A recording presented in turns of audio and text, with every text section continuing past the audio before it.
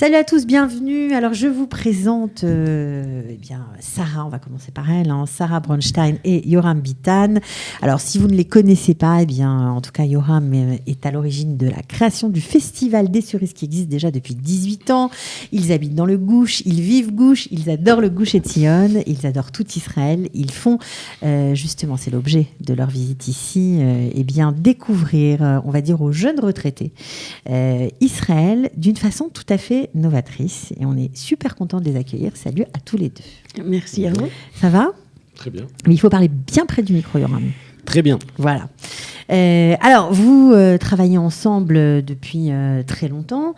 Alors, pourquoi vous avez voulu lancer ce projet Ashorachim qui donne en fait la possibilité à des jeunes retraités. Alors, des jeunes retraités, ça va de 50 à 70, 75 ans, c'est ça ? À 120 ans en Israël. 120 ans. Ok. Vous leur donnez la possibilité de visiter Israël, alors que parfois c'est un peu compliqué quand on est à cet âge-là, quand on craint la chaleur, c'est compliqué de se déplacer, etc. Mais avec vous, ils font tout. C'est vrai. Nous avons la chance, de par notre profession, de visiter des endroits, de découvrir des choses tout le temps nouvelles, de bouger. Non seulement des sites, mais surtout des gens. Nous, on est fascinés par les gens. Derrière chaque pierre se cache un homme qui a déplacé cette pierre.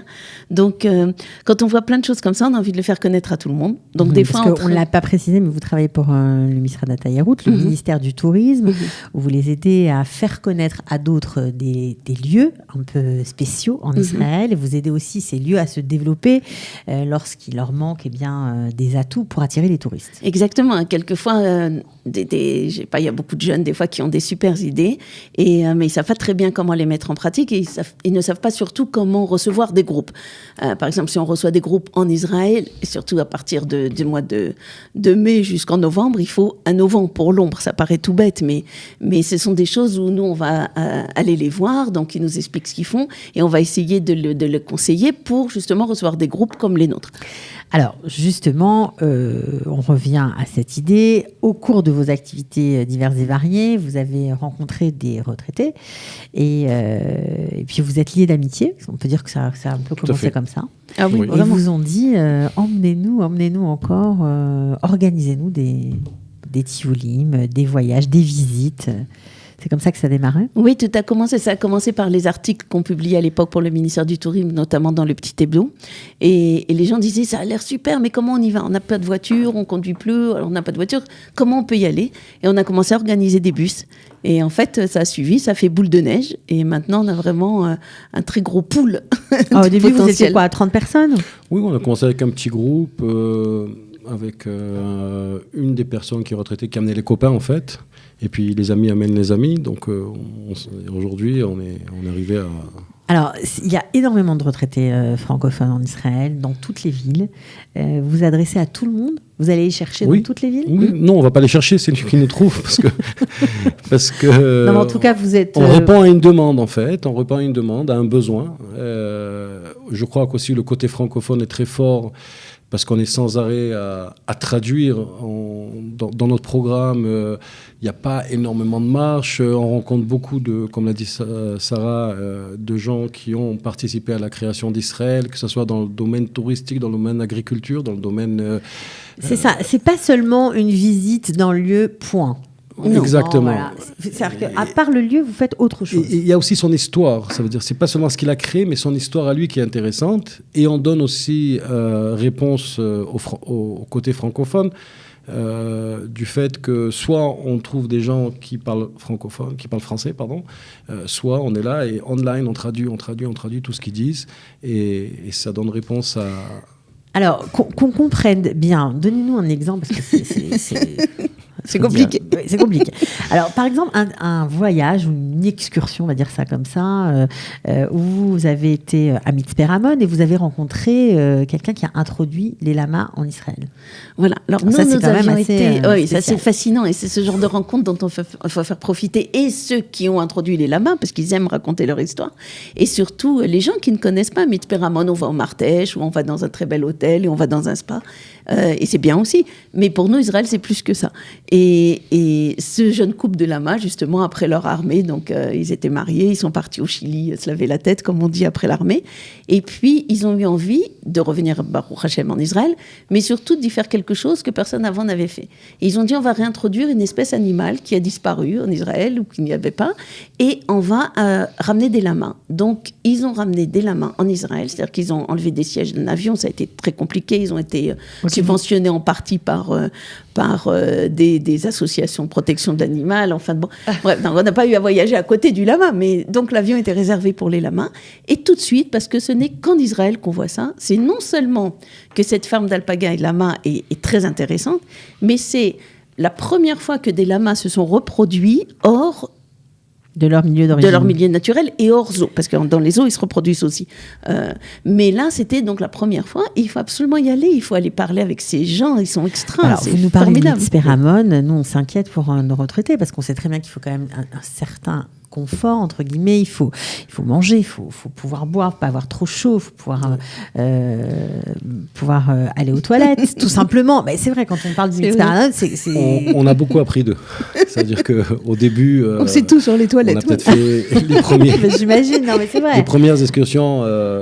On a découvert qu'il y avait des besoins... des besoins physiologiques, tout simplement. Non, des besoins qui vont avec l'âge. Ok, alors, c'est important d'en parler. On a bien tracé quand on mange, et c'est pas un sandwich sur la route. Et donc, on a appris ça avec le temps. Et très rapidement, on a compris... comment adapter, qu'est-ce qu'il faut adapter et mettre en place au niveau... et ne pas... oublier, c'est-à-dire on roule pas énormément, on s'arrête sur la route. Il faut penser à faire des étapes aussi. On fait des étapes et puis on raconte beaucoup. Il y a un lien aussi très spécial qui se forme entre avec nous et le sûr. groupe. Et je crois que quelque part aussi, c'est l'occasion pour eux de faire des choses, des attractions, je dirais même. Des attractions Alors, qu'est-ce que vous faites comme attraction ? On fait avec eux du 4x4, on fait de la carriole, un petit âne, on fait avec eux... mais il y a un facteur aussi d'entraînement. Pendant la nuit, on va voir l'émigration des oiseaux. C'est autre chose qu'une petite visite toute simple. Et on va, et c'est vraiment journée pleine, fatigante. Et vous mettez du sens, bien sûr. On met beaucoup de sens sur Eretz Israël, chose qu'on ne peut pas sans ça. Ben oui, c'est sûr. Alors, c'est important d'en parler parce que souvent, les retraités hésitent pour des raisons pratiques à participer à ce genre d'activité. Et ils ne savent pas que ça existe, qu'on peut les prendre en charge de façon optimum pour eux, en tout cas. Oui, puis je pense qu'il faut être aussi lucide. Par exemple, il y a des activités, même toutes simples. Bon, le oméga du gouche, ça va pas être possible. Le oméga du gouche, bon, c'est pas sur la liste. On a fait le petit train du gouche. Mais il y a aussi, on a pris une famille d'Israéliens. La grand-mère fêtait ses 70 ans, elle a descendu le oméga du gouche. C'est vrai. Et elle a fait du paintball. Mais nous, on dit aux gens, il y a des escaliers, par exemple, d'aller voir le spectacle Alléluia et Air David. On a dit, il y a pas mal d'escaliers qui sont sur les échafaudages comme ça en fer. Et les gens nous demandent, ils ont confiance en nous. Est-ce qu'il faut beaucoup marcher ? Alors, on va pas leur mentir non plus. On dit oui, ça, je pense que c'est un tioul qui va être fatigant. Là, on a fait une journée d'excursion. Je dis, il y aura pas beaucoup à marcher. Les gens nous font confiance parce qu'on veut qu'ils soient bien. Ou alors, on demande aussi, si c'est possible, de faire entrer par derrière. Ah oui, on négocie aussi. Plus accessible pour ce public. Pour certaines personnes du public, parce qu'on a aussi des jeunes retraités de 60 ans qui profitent de nos excursions et qui sont oui, mais nous, on commence à bénéficier de ces accès de côté. On commence à vieillir aussi, on est content. Alors, vous avez commencé avec 30 personnes. Aujourd'hui, vous avez plus de 350, on va dire, adeptes de la formule. Il y a même un réseau social qui s'est créé entre eux sur WhatsApp et qui discutent, qui parlent, qui se racontent des choses, qui s'envoient des petits films et des photos. Et qui se disent tous les Shabbat Shalom, et qu'ils ont de quoi raconter dans leur famille après, parce que quand ils reviennent et quand ils sont des nouveaux amis, donc il y a de quoi parler. Donc on comprend, quand on vous écoute, Yoram, que non seulement vous leur faites découvrir Israël d'une autre façon, d'une façon passionnante, mais en plus, ça crée du lien social. Oui.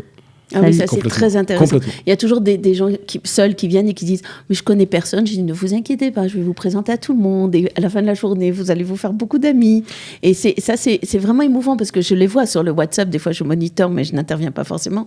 Et on entend, il y a une nouvelle exposition, qui c'est qui veut venir avec moi ? Ouais, Shorachim, vous organisez, on dit « non, allez-y sans nous ». Il y a aussi des choses… Et c'est très sympa. Il y a des situations un peu extraordinaires parce qu'on parle de gens qui ont un certain âge.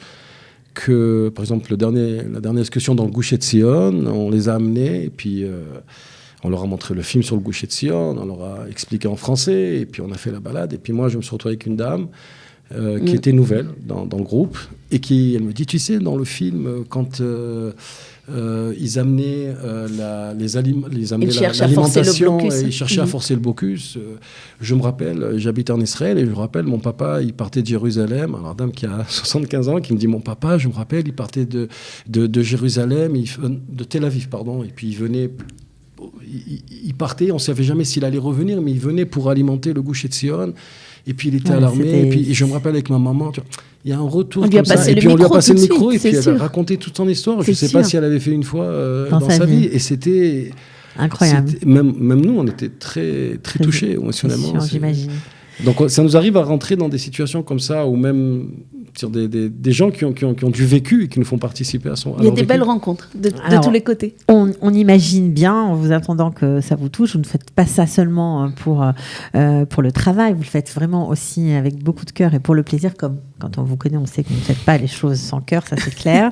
Comment on fait pour s'inscrire, pour participer à ces activités ?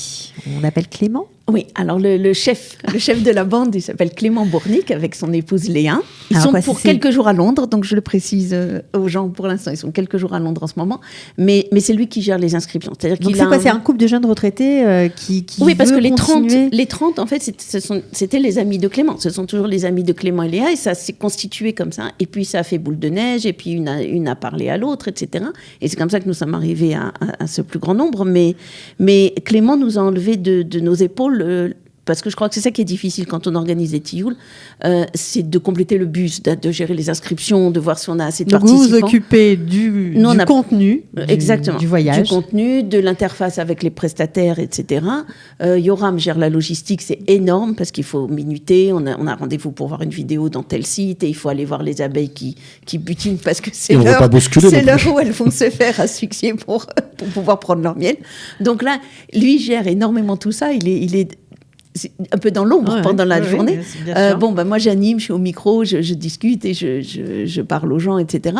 Et Clément gère toute l'interface avec inscription. Alors on va donner son numéro, c'est le 050 343 72. Je répète, 050 343 72. Il y aura aussi son numéro sous la vidéo. On peut bien sûr l'appeler pour voir un peu ce qui va se passer. C'est quoi les prochaines activités de Hashorachim ?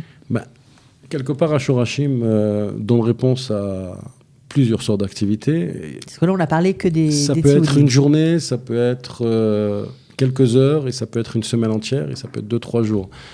Donc, parce qu'on veut garder un certain contact. C'est-à-dire, on ne veut pas tous les 3 mois ou tous les 2 mois partir en excursion. Et puis, on voudrait que ça tourne, on voudrait faire connaître d'autres gens. Et puis, peut-être pas tout le monde peut pas tout le monde peut se permettre de partir une semaine ou 3 jours.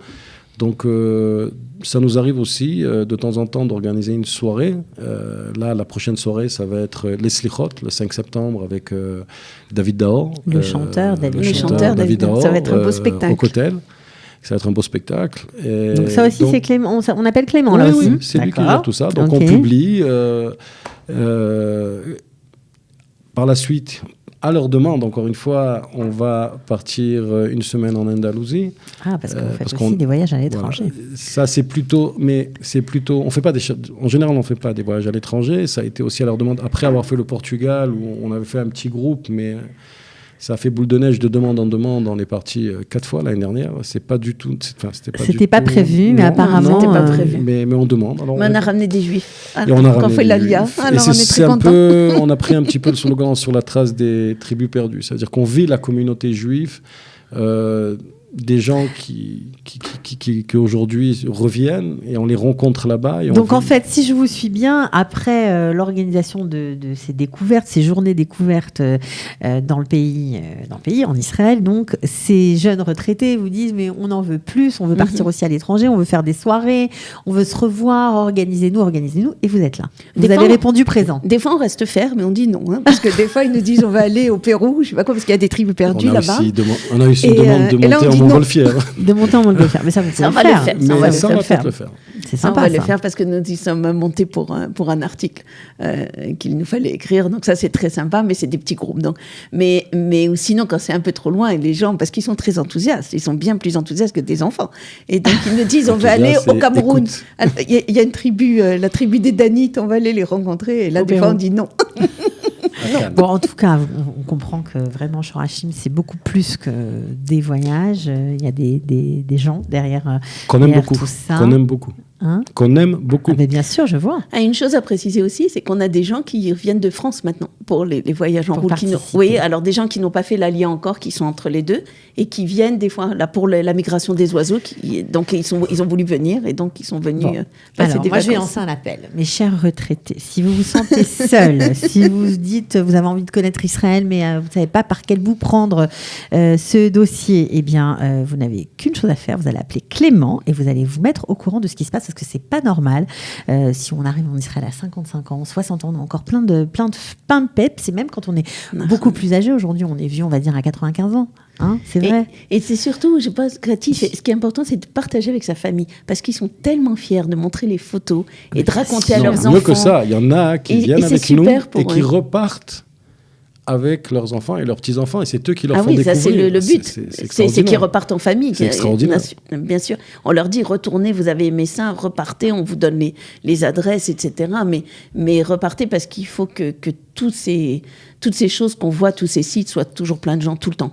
Tant que nous nous déplacerons sur la terre d'Israël, alors donc vous avez fait plein de choses, hein. Mitzpeh Ramon, la migration des oiseaux, la mer morte, le Golan, le Tibériade. J'imagine, donc beaucoup de possibilités avec Shorashim.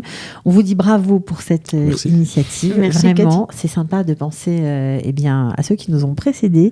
Quand ils arrivent ici, ils sont un peu paumés, il faut bien dire la vérité. Parfois, ça s'organise, mais pas toujours, surtout dans les grandes villes. Il y a certaines associations qui existent, évidemment, mais des tioulim comme ça, il ne faut pas s'en priver. J'espère que mon appel va être entendu. Je vous souhaite plein de bonnes choses. Merci. On se retrouve où alors en Andalousie, c'est ça, le prochain voyage à l'étranger? Volontiers. En Andalousie, oui, au mois d'octobre, Bezrat Hashem. Ok, à très bientôt en tout cas. Merci, Kate. Ciao, de rien, bye.